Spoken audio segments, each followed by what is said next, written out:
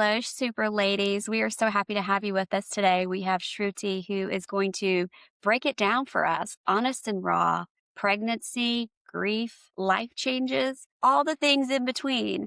And I'm so excited for her to share her story. You so much, Gillian, for inviting me to your podcast and giving me an opportunity to share my story. So, hello everyone. I'm Shruti Trivedi. Like Gillian mentioned, all the areas that I'm going to talk about. I am a transformation coach. I specialize in supporting women who have been through pregnancy loss or stress or work-life balance or any major changes in life because I think that's so important. We put ourselves to the last as well. Also, a former IT professional. So, been I've worked in IT for over 13 years in IT operations. So I know how work-life balance can really get to you, and then we go in that self-guilt that I can go through. That's an endless topic. And apart from that, personally, I'm blessed with three beautiful children. I have two girls and a boy. However, I've also lost three babies, and it's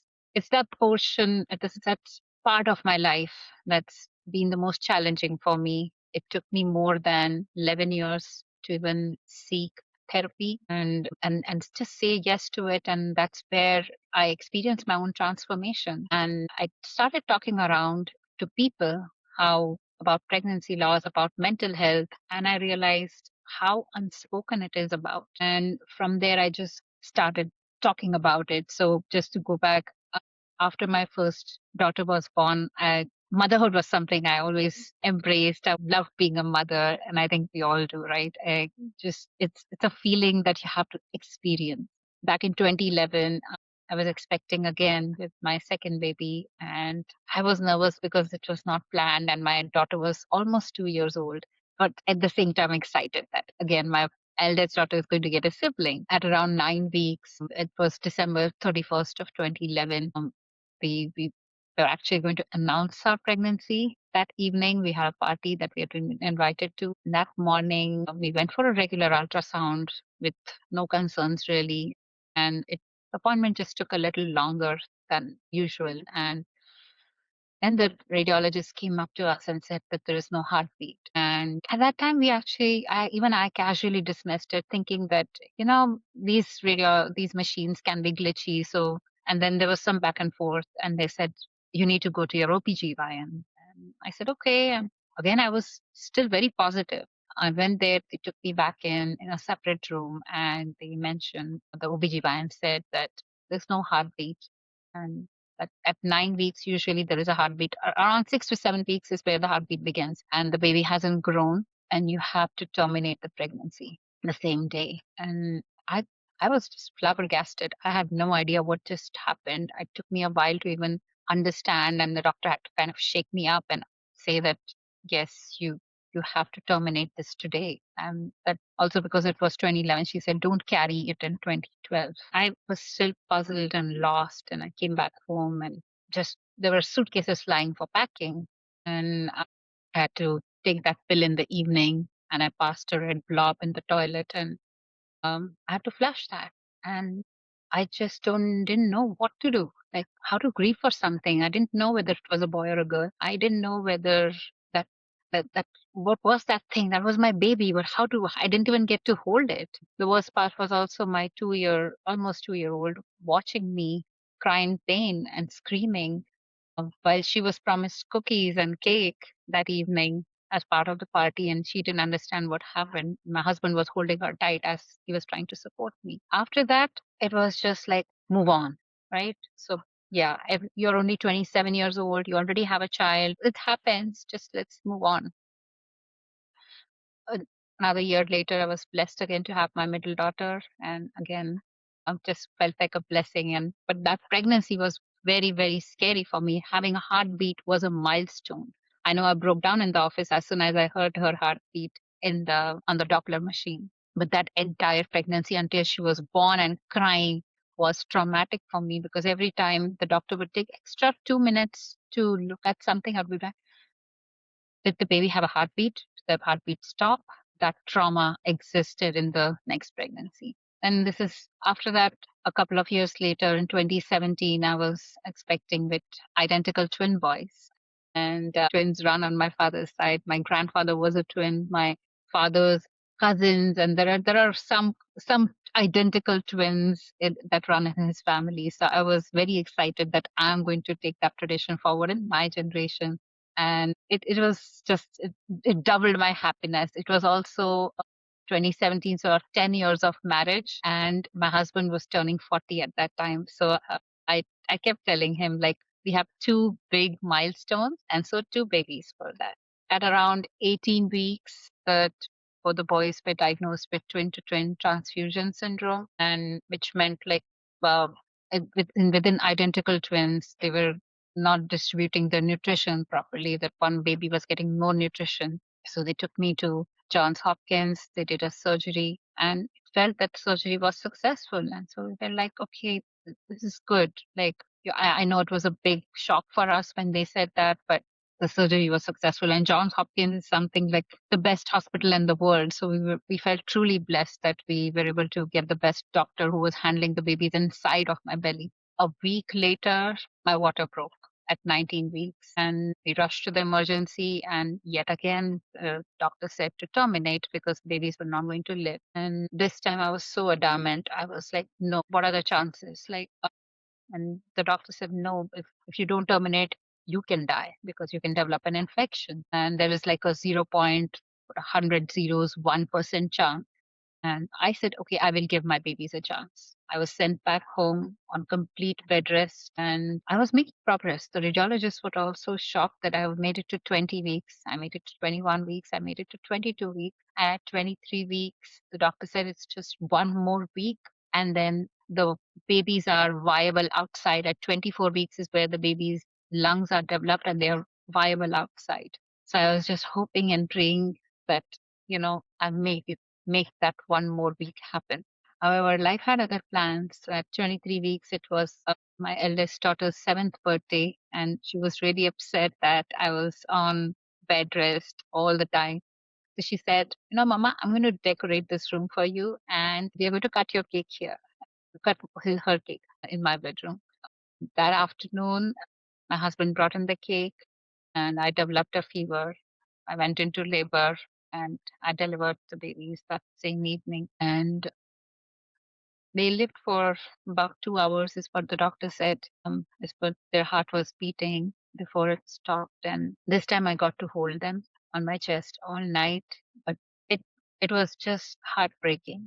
It was just like that room felt so empty. And in the labor and delivery rooms, especially, I was hearing cries from other rooms. The babies were born and they were crying, and my room was quiet with no cries. After I got discharged from the hospital, what did I do? I went back to work in a week because, again, move on, move on from the pain that was supposed to happen. They were never meant to be, and time will heal. All that haunted me, but I kept thinking, yeah, I need to be strong. I need to be strong for my girls. I need to be strong. And then I was again blessed in 2018 that I had my baby boy, and it was a very beautiful way of saying my twins, two boys, are back as one life.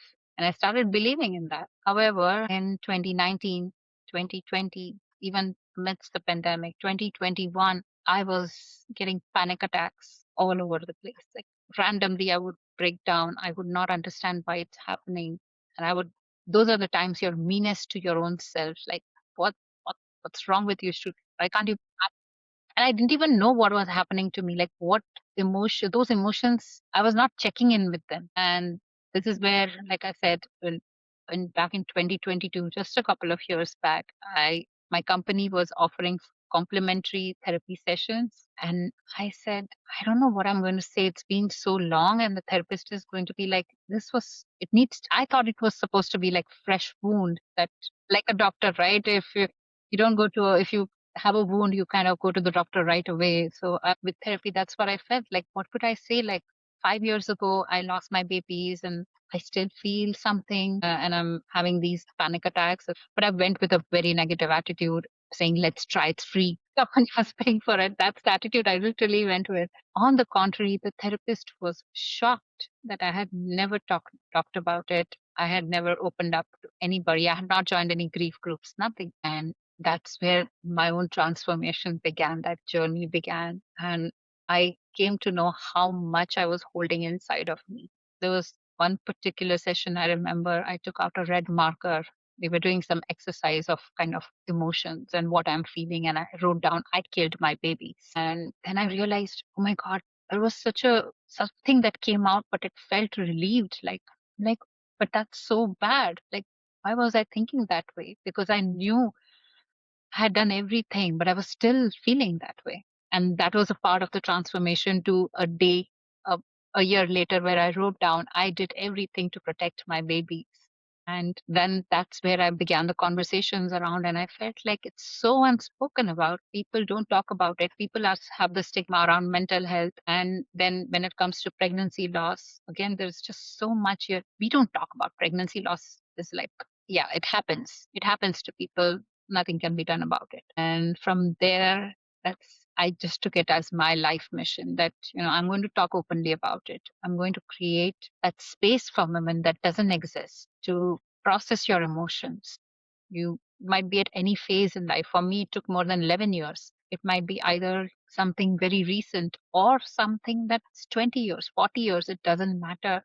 But there needs to be a community where we are able to process those emotions, handle those emotions in a healthy way. And those are the tools I learned. And I want to educate other women, and I want to give them that space because then it doesn't exist. And that's been just so beautiful for me. It's given me purpose in life. It's given me so much meaning in life. And most importantly, it brings me so much peace because as I talk to more and more people and create this space, it gives me meaning that I'm also moving forward with my babies and not like leaving them behind, which feels very painful. So I'm on this life mission, and I feel very peaceful and content. So grateful to have you here sharing this with our community because I've spoken with women who have gone through this.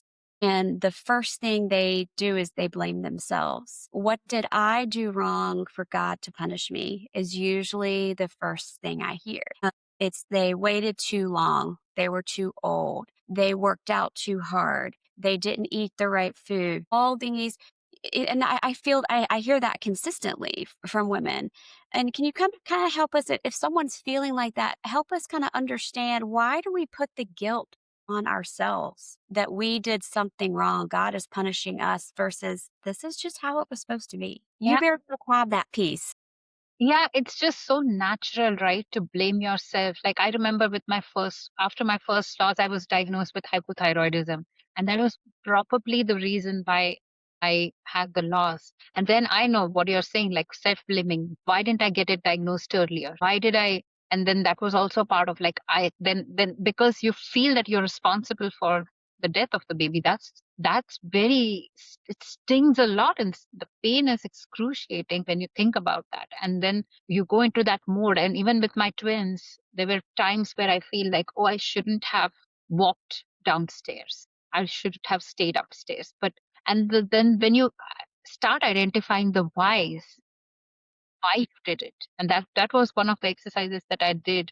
Like, why did I do these things? That is where it starts getting clearer. Like, you did not do anything wrong, but the initial, I think it's very natural to feel that way, that yeah, the blame yourself for everything, right? I think we we just, it's maybe part of upbringing as well. But yeah, it's very natural that you just take upon the blame. I think there's also the mom guilt, right? The poor portion of it. Like, if even if you get a complaint from a school, then you kind of, maybe I didn't give the attention to the child. So I think maybe it's natural for women to just get that blame to themselves, and which needs to change, because moms work hard and a lot, so they need to appreciate themselves. And something else you said really resonated with me that you felt like you were leaving your baby behind. Mm. And I can't imagine what that feels like and how you then work past it. I haven't had anything remotely similar to that feeling. Yeah. So initially, when people just tell you, right, to move on. It feels very painful, like you're supposed to forget them. I know how many times I was told to delete the pictures of my twins because I don't have any picture of my 9-week old baby, but I do have pictures of my twin boys. And they were like, no, no, delete them from your life. And that is like, how do I cut them from my life? They existed, they were there, and I can't just remove them. But after therapy, my therapist was probably the first person who said, you do not need to delete their pictures. And she said, why do you need to? You can keep them. And then that is how I've developed those tools. Like, as even I'm having this conversation with you, when those emotions triggered for me, I go back and look at their pictures and I give myself that time to just feel, allowing yourself. I think it's and that's why I've built this framework, which is the 3 A's framework. It's like acknowledge, allow, align. Simple framework that I work, and I think it's really helped me kind of acknowledging this where, you're just trying to see those signs, random signs that are happening out of no reason.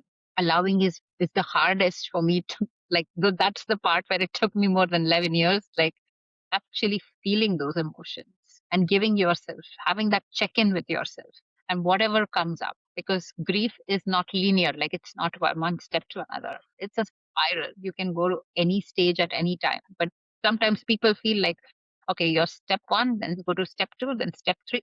Not like. And then aligning is where you kind of honor. You do something beautiful. You do something meaningful. It might be as simple as writing it on a journal or even on a sticky note like this. But it just makes it meaningful. So for me, doing this work is truly meaningful, where I don't have to kind of leave them behind. I can move forward. I always say I move forward with my children. I love that. And I love that you give specific actions like writing in a journal or, keeping the photos if you want to. I think it was to lighten the space. I think it was Taylor Swift who said, it was the photos that were the critical evidence she didn't imagine the whole thing. You have these photos of your sweet babies that you can, because sometimes I think our trauma brain, we can go, how did that happen?